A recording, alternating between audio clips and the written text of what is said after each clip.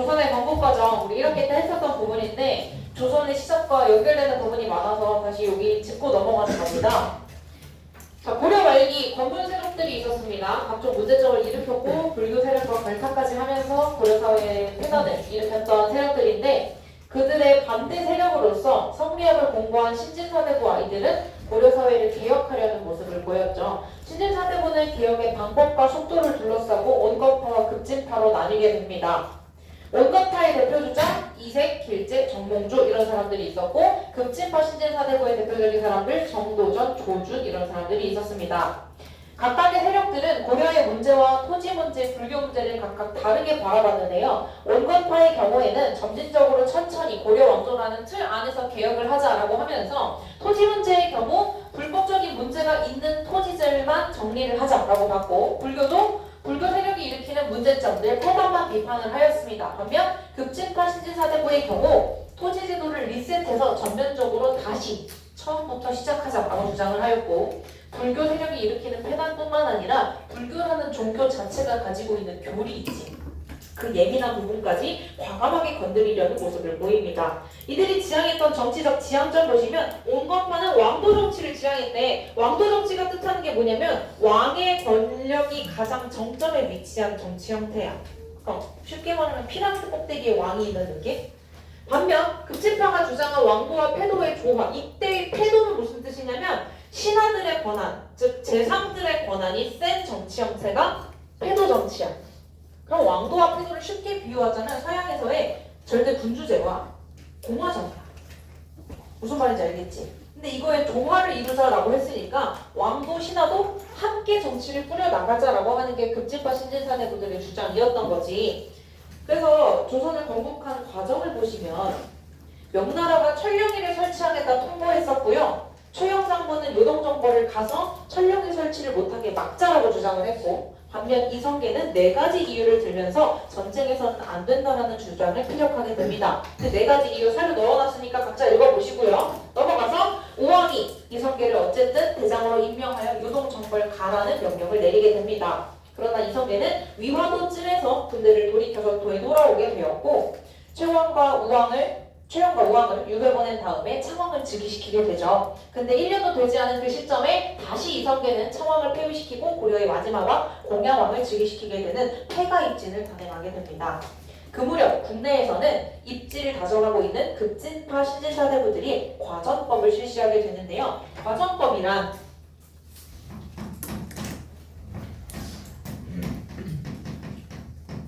조선이 건국되기 1년 전인 1391년에 만들어졌었던 토지제도고요. 급진파 신진사대부들이 만들었었던 제도이기 때문에 일부만 정리하는 게 아니라 전면적인 토지 수조권의 재분배였어.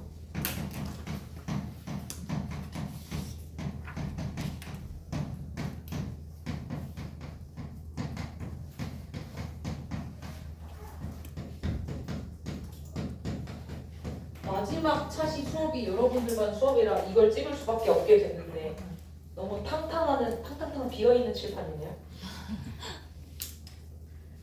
자, 전면적 수조권 재분배였고 우리 1학기 때 배웠잖아. 어떤 지역의 토지만 분급하기로 하자. 경기 지역. 그렇지.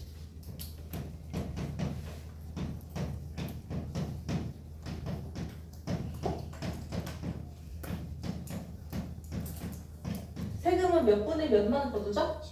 그렇지.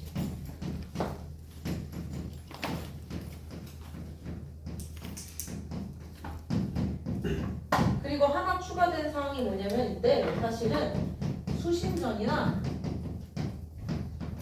휴량전과 같은 세습 가능한 토지 규정도 있었어.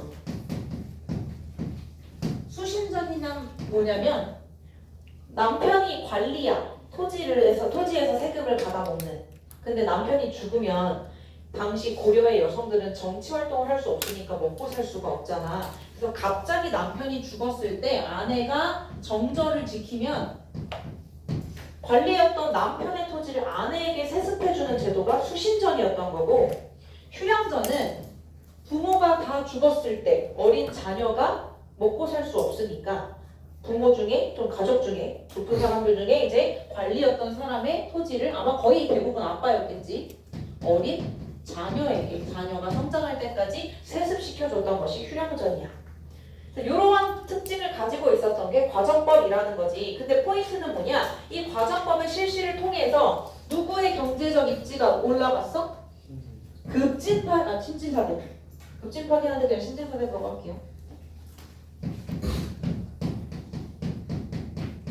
신진사대부의 경제적 기반이 확립됐다.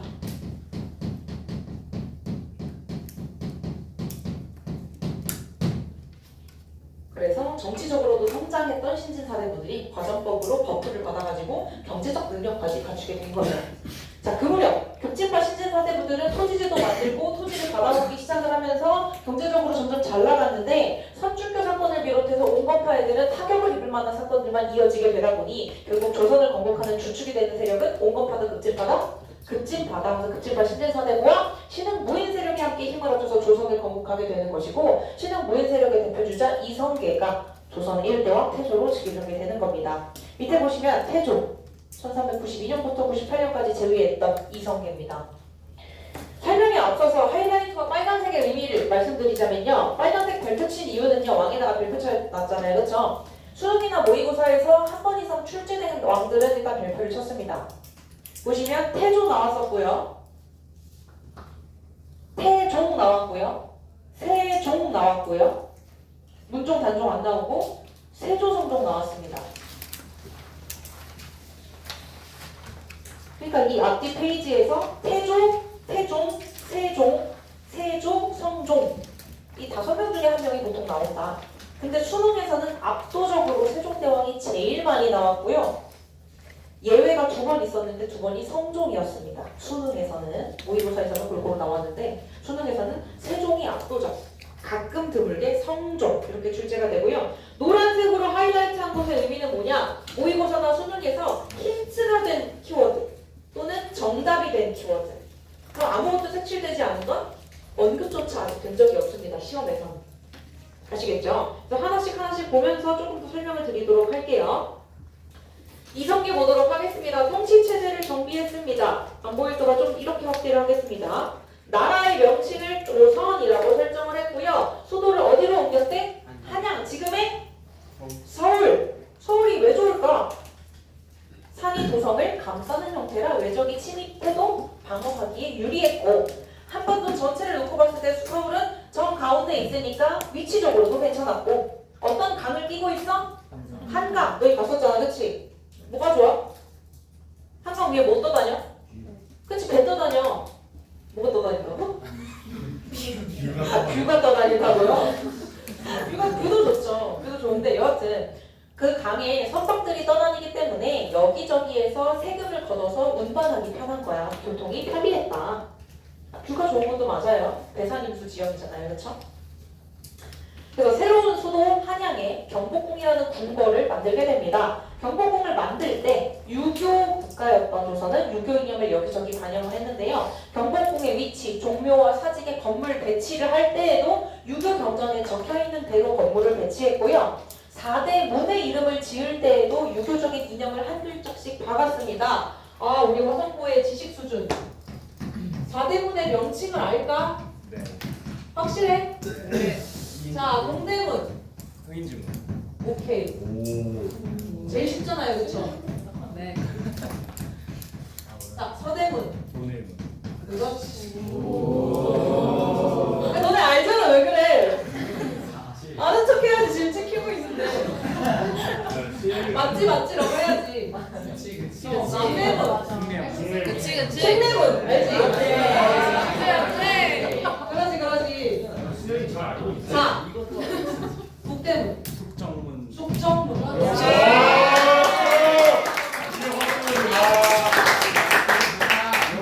역시 구간성 상식이 남다르다, 그치?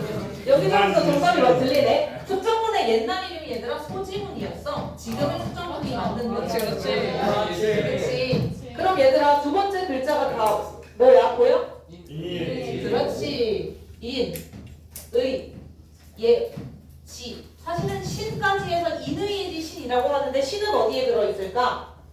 고신각. 고신각 뭐야? 종. 그렇지. 언제 종쳐 이거? 네. 1월 2일 새해 밝을 때 고심각에서 종 치잖아. 그렇지. 우리나라의 수많은 종 중에 하필 왜 고심각에서 칠까? 이런 의미인 거지. 이 동서남북이 네 방향이잖아. 고심각은 정가운데 있어. 정가운데 있어. 내가 볼 때는 에버랜드가 아니라 우리 경복궁을 가야 돼요. 경복궁 또는 북촌 이런 데 가야 돼요. 그게 맞지. 뭐 독립문 이런 데 가야 되지 않겠어요? 창덕궁이었는데? 덕수궁. 수험생 파트 덕수궁이잖아요. 애들이 하도 그쪽을 몰라서 내가 작년에 덕수궁을 직접 주말에 가서 브이로그를 찍어서 수업 시간에 보여줬었는데 아간파천 배웠어요? 아간파천 때 러시아 공사관까지 도망갔던 그 길이 이렇게 고종의 길이라고 뚫려 있어. 상징적이야. 러시아 공사관 자리에 실제로 러시아 공사관 자리라고 되어 있고 시계탑만 남아 있고 을사늑약 체결 강요했었던 건물도 그대로 남아 있고 가면 공부할 건 많은데 여하튼 에버랜드에서 우리 생태계를 좀 이해하는 시간이 아마 더 유익하겠죠, 그렇죠?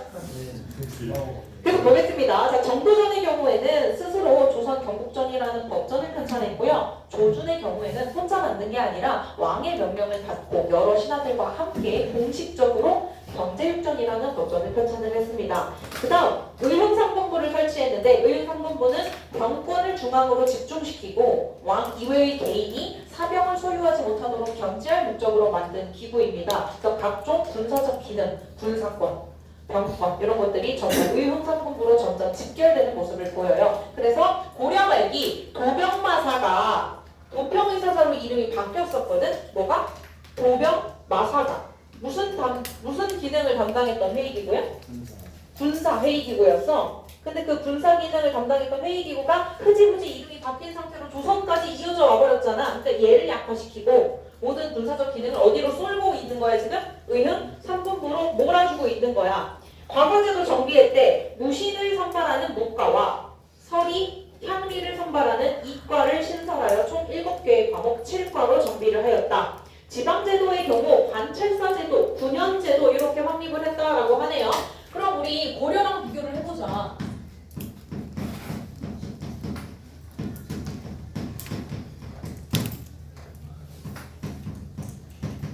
자, 고려의 지방제도는 전국을 어떻게 나눴어? 경기 5도양. 예.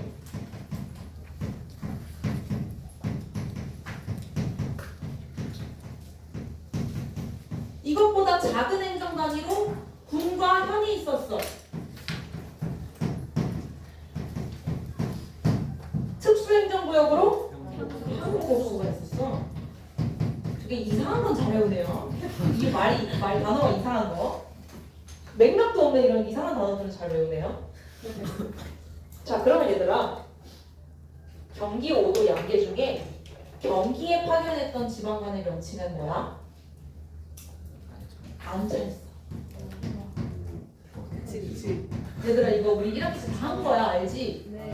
양계에 파견됐던 지방관은 병마사. 군현도 얘들아 지방관이 파견되는 주군 주현이 있었고 지방관이 파견되지 않는 속군 속현이 있었어. 이 중에 고려시대는 어느 쪽의 숫자가 더 압도적으로 많았대? 그렇지. 아직 지방관이 없는 지역이 더 많았대. 그리고 향부곡소는 각종 차별 대우를 받는 특수 행정구역이었지. 근데 이게 이제 조선시대로 넘어올 거야.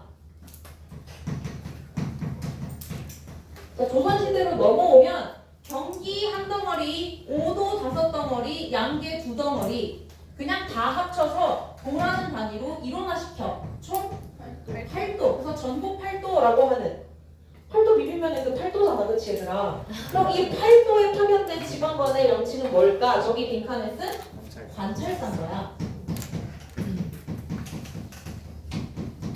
뭔가 조금 깔끔하지, 외울 게 좀 적어지는 모습이야. 그리고 모의고사 보면 얘들아 선지 속에 어떤 게 있을 수 있냐면 이런 문구가 있을 거야.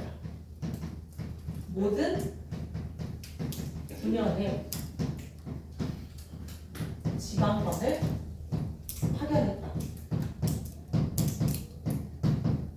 동그라미 1, 2, 3, 4, 5 중에 이런 선지를 보면 아, 조선시대구나 이렇게 캐치하는 거야. 국자감을 설치했다. 그럼 어느 나라라고 인지해? 고려 그런 식으로. 이걸 보면 조선이라고 인지하는 거야. 그럼 얘랑 비교해 보면 군현에 싹 다 지방관이 파견됐으니 앞에 주나 속이라는 단어를 붙일 필요가 없지. 그냥 다 그냥 일반 등현이 된 거야. 그리고 이런 향 부곡포 같은 특수행정구역은 조선시대 때 남아있다 그랬어? 이때만 있고 사라진다 그랬어? 그치? 그러니까 얘네도 사라져. 그러니까 되게 간단해졌어. 전국 8도 도 아래 군현 빠짐없이 지방관 파견. 이게 조선의 지방통치체제야. 그러면 이때는 좀 미숙하고 번잡하고 특수한 차별지역도 있었더라면 이제는 좀 어때? 세련되고 단순해진 느낌이며 왕이 지방 곳곳을 조금 더 샅샅이 통제할 수 있다는 느낌이 들죠. 그쵸? 그래서 다시 읽어보시면 지방제도 정비 관찰사제도로 확립되고 군현제를 조금 더 개편해서 지방의 통제력을 점점 강화해 가게 되는 겁니다. 그리고 이 무렵 정도전과 이방원 사이의 정치적인 갈등이 표면화되기 시작을 하는데요. 정도전 온건파 급진파야? 급진파야. 그러면 왕도와 태도의 조화를 중시하겠지. 그럼 속된 말로 정도전의 마음속에 조금 나쁘게 표현을 하자면, 조금 더 와일드하게 표현을 하자면 정도전은 그런 생각을 했을 수도 있어. 나처럼 똑똑하고 힘세고 유능한 신하라면 왕만큼 센 권한을 지닐 필요가 있다. 맞지? 이 당시 이방원은 어떤 위치에 있었냐면 왕이 될 수도 있는 후보, 즉 왕자의 위치에 있어. 그럼 만약에 내가 왕이 되면 제일 거슬리는 신하가 누구겠어? 나만큼의 권한을 지니려고 하는 정도전. 심지어 나의 아빠 시절부터 유능하게 정책을 꾸려온 정도전. 그러니까 이방원은 뭘 지향할 수밖에 없다? 왕도 정치. 강력한 왕권을 중심으로 한 정치를 지향할 수밖에 없어. 정치적 지향점이 다르니 얘네는 싸울 수밖에 없는 거지. 이 싸움이 피 튀기는 싸움으로 번지게 되는 건 오른쪽 위 프린트 가게 가서 보시면 왕자의 난이라고 있는데 그때 피 터지는 싸움이 번지게 되고요. 일단 우리는 밑에 문화 정비하고 넘어가겠습니다. 유교의 국가였기 때문에 불교를 계속 견제해요. 조선 초기 내내 대부분의 왕들이. 그래서 도첩제 실시하는데 승려가 되고 싶다면 국가에게 허가증을 받아라 라는 게 도첩제고요. 사원전이란 불교 사찰이 건축되어 있는 불교 세력의 토지를 사원전이라고 불러요. 원래 종교 세력의 토지나 이런 것들은 면세 혜택을 받곤 하는데 조선부터는 고려와 달리 사원전에도 세금을 매기기 시작했습니다. 그리고 정도전은 편년체 방식으로 고려의 역사를 정리하여 고려 국사를 간행했는데 이를 통해 조선의 건국의 정당성을 확보하고자 했고요. 편년체 방식이란 어떻게 쓰는 건가요? 시간 순서대로. 그렇죠. 시간 순서대로 쓴 겁니다. 그리고 천상열차 분야 지도라고 해서 흑요함이라고 하는 검정색의 유리처럼 약간 반질반질 빛나는 단단한 왕석이에요. 거기에다가 별자리를 새겨서 천문도를 제작하게 됩니다. 실제 천상열차 분야 지도의 사이즈는 이 TV를 2개 정도 붙인 사이즈. 엄청 크죠? 너네가 상상할 수 있을지 모르겠는데 약간 대리석이랑 유리의 중간 정도 빛깔? 엄청 단단해서 쇠코칭으로 겨우겨우 긁어야 흰색 스크래치가 가는 유리처럼 광택이 빛나는 새까만 돌이야. 근데 화산 용암이 굳어서 만들어진 거라 되게 단단하고 두꺼워. 근데 거기다가 굳이 하늘에 있는 별자리를 다 그려 넣었대. 왜 그랬을까? 취미인가? 내 별자리가 궁금했을까 왕이? 왜 만들었을까 이걸? 하늘이 농사를 맞는 것 같아. 당시 이 사람들은 천체 지식이 많이 부족하잖아, 그치? 그러니까 농사가 흉년이 들거나 개기월식 같은 기이한 현상이 발생하면 누구 탓을 했어? 왕이 통치를 못해서라고 탓을 했어. 근데 국가를 만든 이성계는 그런 탓이 나에게 돌아오면 왕권이 위험해. 아직 국가 초반이라. 그리고 그런 일이 터지기 전에 나의 해박한 천체 지식을 알림으로써 애들이 나를 의심 못하게 하고 싶은 거야. 아, 저 사람 저렇게 별자리를 잘 알아? 그러면 농사 되게 잘 지어지겠다. 약간 이런 민심이 필요했던 거지. 그런 의도에서. 그래서 보통의 교과서나 이제 문제지에서는 왕권 강화를 위해서 이걸 만들었다고 써놨어. 근데 그렇게 하면 납득이 안 되고 이런 과정을 좀 이해해줬으면 좋겠어. 별자리를 잘 알고 있는 게 왜 왕권 강화에 도움이 되었는지. 그래서 천문도를 제작을 한 거고요. 오른쪽 위로 넘어가서 보시면 정종인데요. 정종 시기 때는 2차례 왕자인환이 발생하게 됩니다. 왕자인환 되게 어려운 사건인데요. 포인트는 뭐냐면 포인트 먼저 보세요. 둘 다 일으켰던 누구야? 방언. 이방원이야. 1차 때 제거된 이방원의 라이벌 누구야? 정도전. 그게 포인트. 나머지는 방관인지 방관인지 방머식인지 몰라도 돼. 둘 다 누가 일으켰다고? 이방원이 일으켰다고. 1차 때 누굴 제거했다고? 정도전을 제거했다고. 디테일하게 설명을 드리자면 1차 왕자의 난은 정도전이랑 이방원이랑 싸우다가 수틀려서 정도전을 비롯한 형제들과 싸운 거야. 근데 일단 제일 먼저 타겟이 정도전 제거였어. 제거가 된 다음에 마음에 안 드는 신하를 제꼈으니 이방원이 왕이 되려면 그 다음 누굴 제껴야 돼?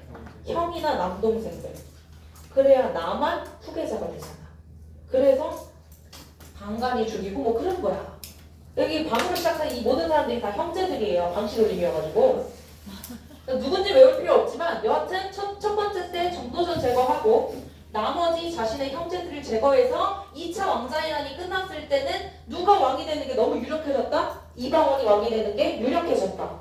그래서 정종 시기에 이러한 통치체제의 개편이 이루어졌지만 이건 정종이 한 게 아니야. 정종은 고작 2년만 제외를 했을 뿐이고 이 시기에 권력을 휘어잡고 있었던 정도전 또는 이방원이 해낸 게 이런 것들이야.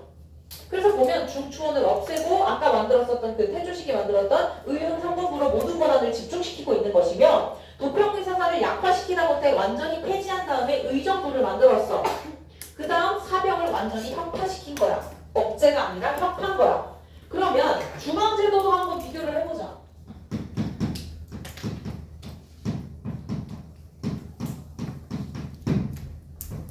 고려의 중앙기구 뭐랑 뭐 중심이야? 중서문화성과 상서성 합쳐서 이성. 그 밑에 실무를 담당하는 육부. 그렇지. 자, 조선의 경우에는 그냥 이성이 합쳐져서 의정부 같은 기능을 했다고 보면 돼. 그래서 지금 만들어진 이 의정부가 이성 합쳐진 역할을 모두 수행했어. 아울러서. 그리고 육부가 명칭이 육조로 바뀌었어. 그래서 이성 육부는 고려, 의정부 육조는 조선. 이렇게 보시면 될 것 같습니다.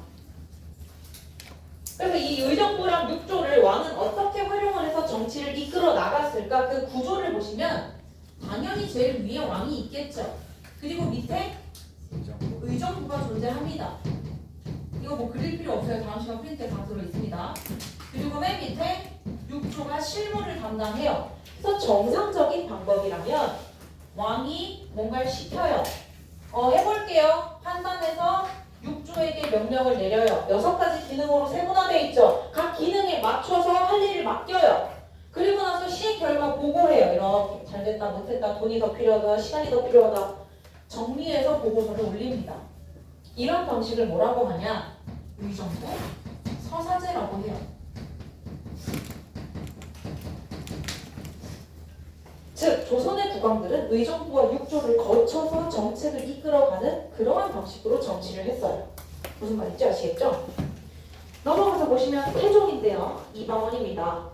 왕권을 강화하기 위해서 승정원, 의금부, 사방과 같은 기구들을 만들었고요. 각 기구들의 기능은 다음 시간에 프린트로 할 테니까 그냥 그런 게 있는가 보구나 하고 넘어가도록 할게요. 지방통제를 강화합니다. 유향소를 혁파했는데요. 유향소란 지방의 여론을 수렴하던 기구예요. 300여 개의 군현에 모두 지방관을 파견한다. 그러니까 이 말인 즉슨 너네들 지방에서 니들끼리 여론 형성하지 말고 중앙에서 왕이 보낸 지방관의 명령에 그냥 따라라라는 뜻이잖아. 그렇지? 그러니까 지방 통제는 점점 강화되는 거야. 세 번째 동그라미 육조 직계제를 실시했대. 육조가 모든 정무를 왕에게 직접 보고하는 시스템이래. 어라? 내가 방금 설명한 거랑 좀 다르지 않아? 그치? 나는 이렇게 의정부 거쳐서 육조한테 말한다고 해서 육조가 다이렉트한테 왕한테 보고하는 건 말해준 적이 없어. 근데 지금 말하고 있는 육조 직계제는 육조가 왕한테 직접 보고한대. 그럼 왕도 당연히 육조에게 직접 명령을 내리겠지. 이런 식으로 의정부의 권한을 축소시킨 채 왕과 육조가 직접 소통하는 방식을 뭐라고 하냐면 육조 직계제라고 해. 육조 직계제는 당연히 의정부가 소외되니까 그 권한이 축소될 수밖에 없을 거야. 의정부는 다른 말로 신하들의 집단이니까 신하들의 권한이 좀 떨어진다라는 소리야. 그럼 반대로 왕의 명령은 어때? 다이렉트로 실행에 옮겨질 수 있어. 아무런 피드백을 거치지 않고. 그러면 왕의 명령은 어때? 점점 강해질 수밖에 없어.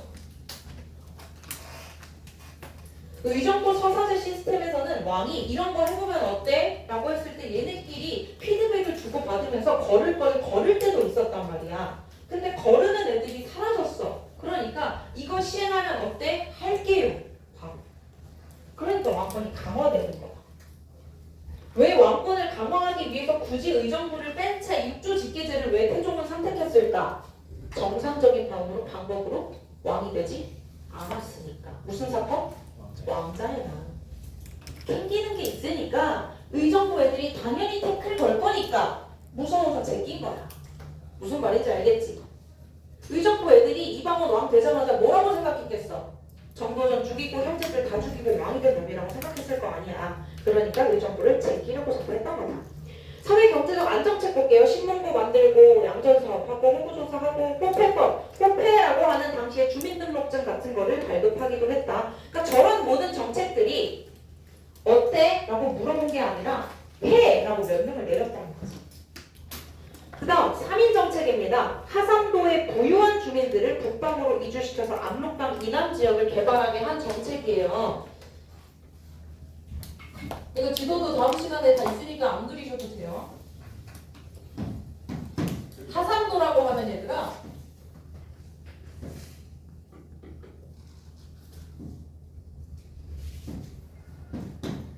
이게 전국 8도인데 충청도, 전라도, 경상도 이건 알지? 이 세 개를 합쳐서 하상도라고 해. 여기에 사는 부유한 애들을 압록강 앞쪽으로 이주시켜서 정착하게 한 게 태종 시기의 3인 정책이야. 왜 저기로 이주시켰을까? 모든 사람들이 먹고 살기 좋은 밑에만 몰려있고 여기 아무도 안 사니까 기껏 여기까지 전쟁에서 영토를 확보해봤자 또 침입하면 금방 뺏겨. 사람들이 안 살고 있으니까. 민간인이 없으니까. 그래서 완벽한 우리의 영토를 확보하기 위해서 3인 정책을 했던 거야. 그래서 압록강 앞쪽은 태종 시기 때 3인 정책을 통해서 안정적으로 확보를 했던 것이고, 그 오른쪽 두만강 쪽은 지금 확보가 제대로 안 됐잖아. 그래서 경원과 경성 지역에 무역소를 뚫어서 여진족이 그냥 공식적인 무역 장소에 와서 교류할 수 있게 했어. 그 밑에 보시면 경원, 경성에 무역소를 설치해서 여진족과 교류할 수 있게 했다. 그냥 몰래 들어와서 도둑질하지 말고 공식적인 무역소에 와서 무역을 해라라고 한 거지. 문화정비 측면 보겠습니다. 불교 견제를 위해서 토지와 노비를 싹 다 몰수했고요. 현존하는 그냥 최고의 가장 오래된이라는 뜻입니다. 세계지도, 헌일강리, 역대국도지도를 제작하기도 했죠. 그 다음 나오는 게 세종입니다. 세종의 출제 경향성을 보시면 2017년부터 5년 정도, 5년까지, 그러니까 3년 전까지는 의정부 서사제, 전분육등법, 연분부등법의 공법, 그리고 훈민정음 이 네 가지 키워드 안에서 거의 다 나왔어요. 그러니까 네 가지만 알면 세종대왕 문제는 맞추지 못할 수가 없어. 근데 3년 전부터는 얘들아 세종이 안 나오고 성종이 나왔거나 세종이 나오더라도 대외 팽창이나 문화 사업을 건드리는 경우가 많아졌어. 그래서 저도 이번에는 프린트를 다 바꿔서 나머지 부분의 설명은 간략하게 다 줄였고요. 별표친 대외 팽창과 문화 사업 파트를 좀 늘렸던 겁니다.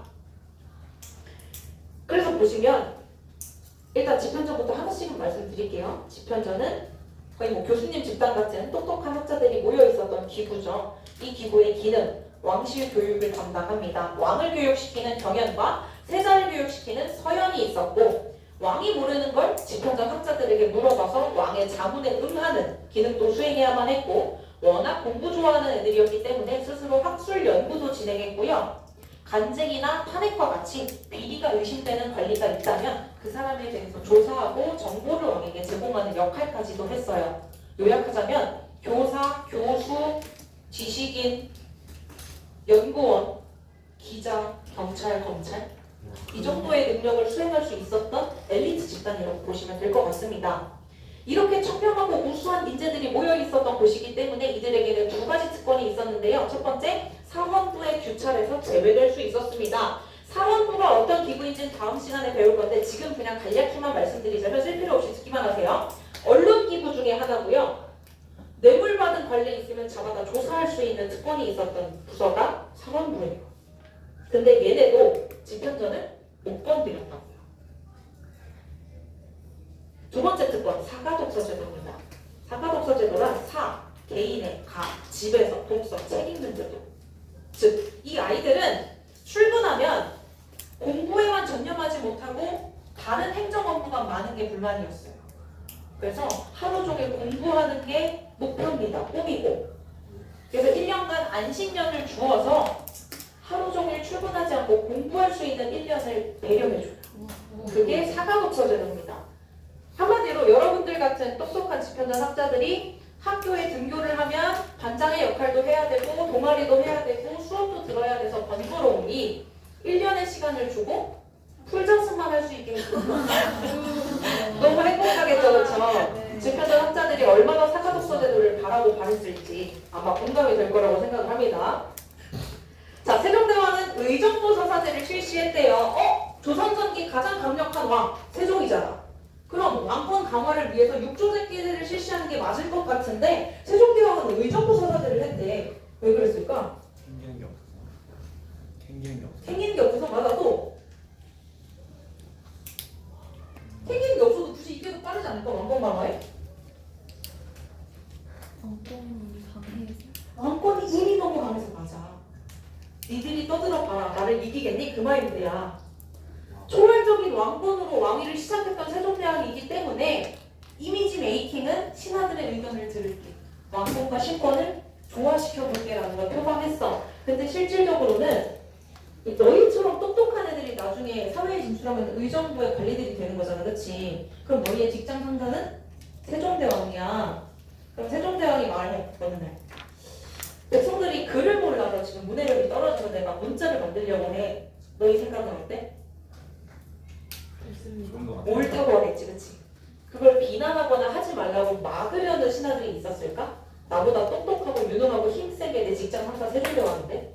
그치? 그걸 세종대왕도 익히 알고 있었기 때문에 그래, 좋은 얘기가 있으면 해봐 라고 열어준 거야. 근데 좋은 얘기보다는 왕의 의견을 수긍하는 쪽이었지. 그래서 의정부 서사제를 표방했다. 그래서 이렇게 의정부의 피드백을 거치는 시스템을 이용했지만 그럼에도 초월적인 왕권을 누릴 수 있었다는 게 세종대왕의 특징인 거고요. 왕이 혼자서 처리한 건 딱 세 가지였습니다. 인사권, 사람 뽑을 때, 군사권 지휘할 때, 혐오, 범죄자를 가두거나 처벌하는 문제에 있어서 그거는 의정부의 의견을 듣기보다는 왕이 직접 판단하고 처리하는 모습을 보였다고 해요. 대외팽창 보겠습니다. 대외팽창이요. 원래는 잘 안 나왔는데 최근 올해 고3 모의고사에서 상반기에 2번 출제가 됐고요. 이 영역에서 출제될 때마다 오답률 탑3 안에 들었습니다. 그래서 같이 보시면 당시 조선이 있을 때 중국에 명나라가 있고 한반도 위쪽에 여진이 있고 바다건 일본에 왜구가 있었단 말이죠. 명나라에 대해서는 사대 정책을 펼쳤습니다. 아마 세종대왕이 혹자는 비판을 하는 부분이기도 해요. 판단은 여러분의 몫인데 양쪽의 의견을 들어보세요. 칭찬하는 사람들은 뭐라고 하냐면 세종은 고작 4대 왕이었다. 네 번째 왕. 그러면 명나라랑 전쟁이 터지면 국가가 위태로울 수 있는 초반이었어. 그러니까 어떻게든 저자세로 굴욕적이더라도 떠받들고 명나라를 섬김으로써 전쟁을 피하는 게 국가를 지키는 방법이었다는 거지. 그래서 먹을 거, 귀중한 거, 우리나라에서만 나는 거 다 갖다 바치고 몇십 명의 사신들 계속 파견해. 가서 인사드리고 와, 예의 바르게.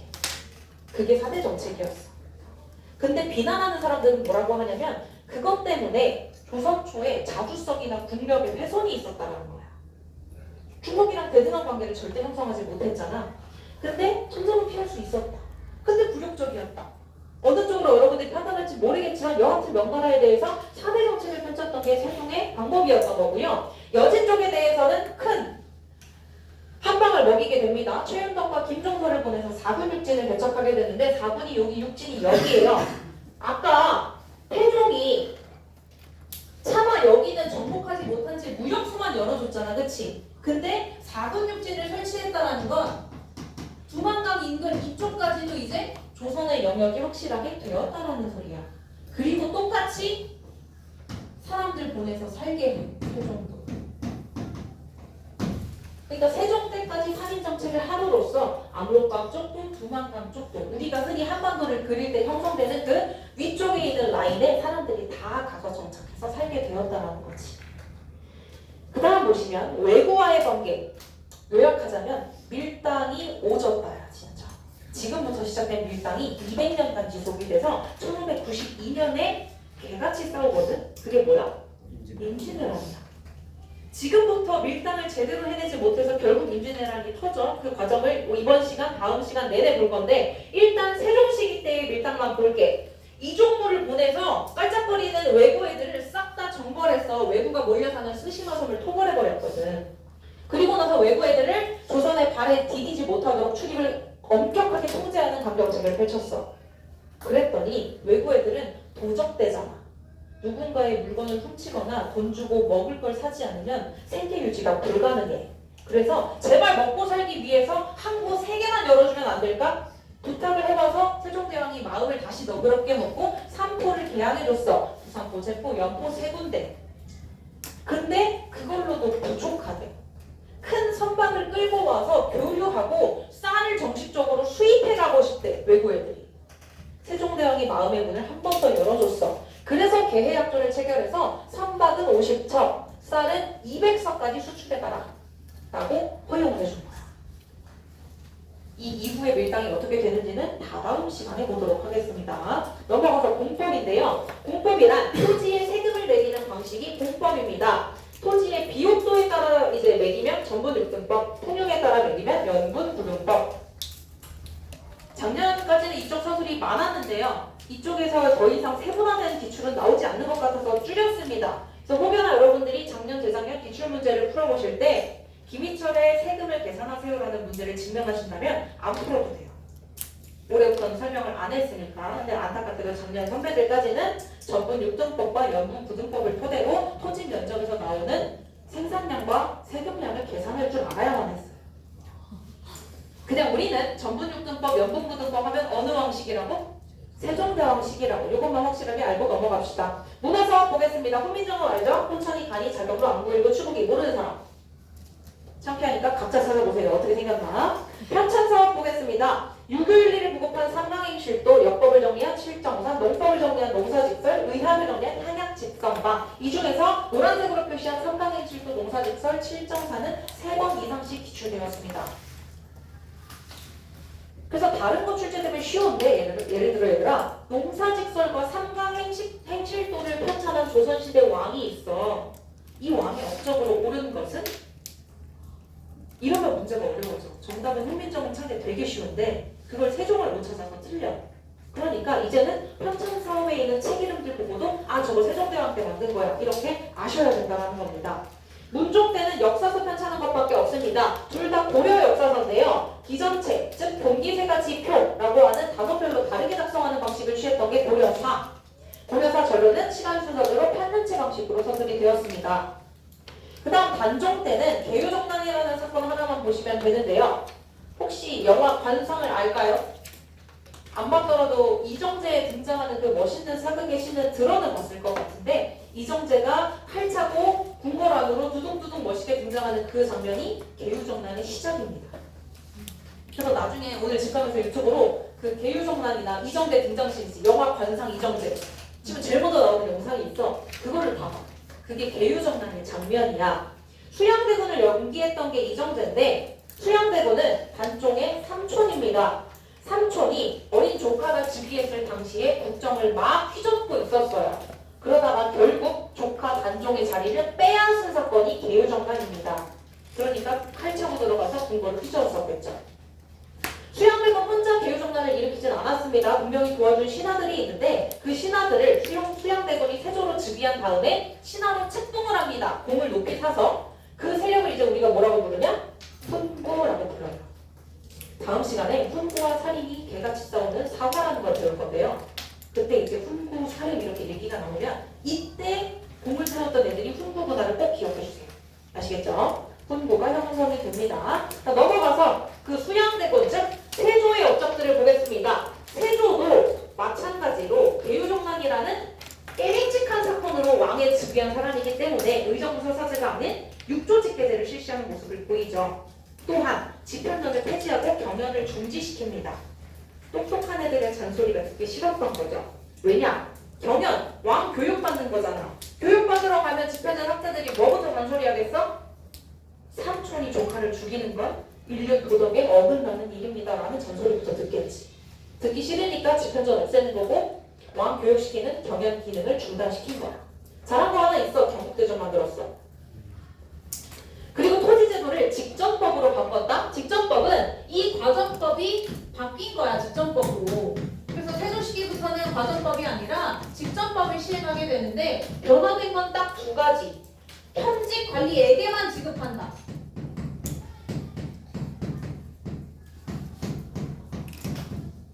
현직 관리에게만 지급하니까 남편이 죽었을 때 아내에게 넘겨주는 것, 자녀에게 넘겨주는 것, 얘네는 다 현직 관리가 아니잖아. 그러면 대상에서 제외되겠지. 그러니까 당연하게 그 다음 동그라미에 있는 수신전이나 휴양전 같은 배려하는 제도는 폐지될 수밖에 없는 거야.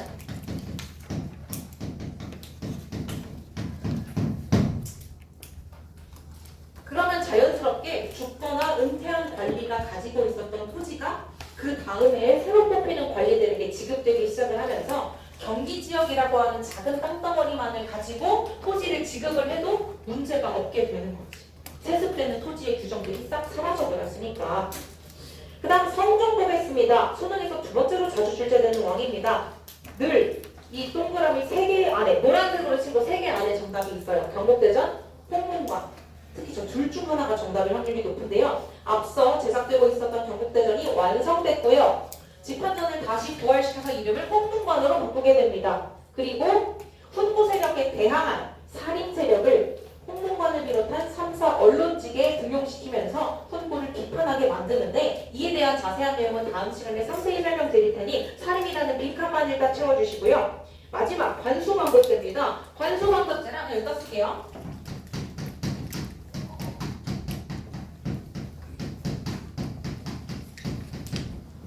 자, 토지에서 일하는 농민이 원래는 세금을 국가에게 납부해야 해. 근데 국가는 모든 땅을 자기가 소유하는 게 아니라 국가를 위해 일하는 관리들에게 나눠주기도 했어. 그래서 그 관리들은 세금을 받아먹잖아. 그치? 그래서 국가 땅이면 국가한테 세금 내고 관리가 수조권을 가지고 있는 땅이면 관리한테 세금을 내는 게 농민들의 생활이었단 말이지. 이때 세금이 몇 분의 몇이었다고? 10분의 1. 시간이 지나도 국가는 장난을 치지 않아. 근데 관리들은 욕심이 많았는지 이거를 30에서 40%까지 과잉 수치하는 폐단이 발생해. 심지어 농민들의 땅까지 빼앗아서 관리들이 먹어버려. 그래서 세금을 내라 그래. 즉 저기 있는 문제점들이 발생한 거야. 농장을 점점 확대시키고 수조권자인 관리들이 자의적으로 세금을 더 뜯어내는 문제가 일어나는 거지. 이걸 해결해야 농민들을 보호할 수 있잖아, 국가는. 그래서 이 사이에 국가가 끼어든 게 관수간급제야. 그래서 농민은 국가에게 10분의 1의 세금을 지금 납부해. 그럼 국가가 10분의 1 정확히 냈구나. 그거를 그 땅의 수조권자를 찾아서 10분의 1을 지급해. 마치 국가가 ATM의 역할을 굳이 귀찮게 한 거야. 굳이 귀찮게 했을 때 얻을 수 있는 효과? 세금을 마음대로 뜯지 못하게 막을 수 있다. 농민들을 보호할 수 있다는 거지. 그게 관수간급제라는 겁니다. 문제 빠르게 풀고 끝낼게요. 2분 안에 풀어주세요.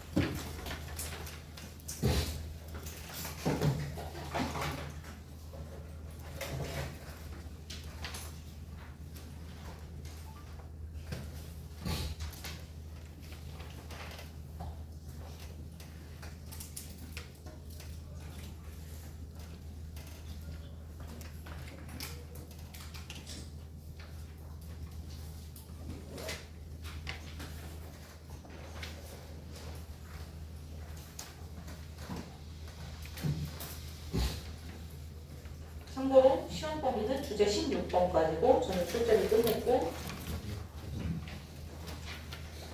주제 하나당 1시간씩 수업할 거라 2시간 수업하면 끝납니다. 금요일이 아마 자습이 좀 있을 것 같아요. 빠진 날이 없어서.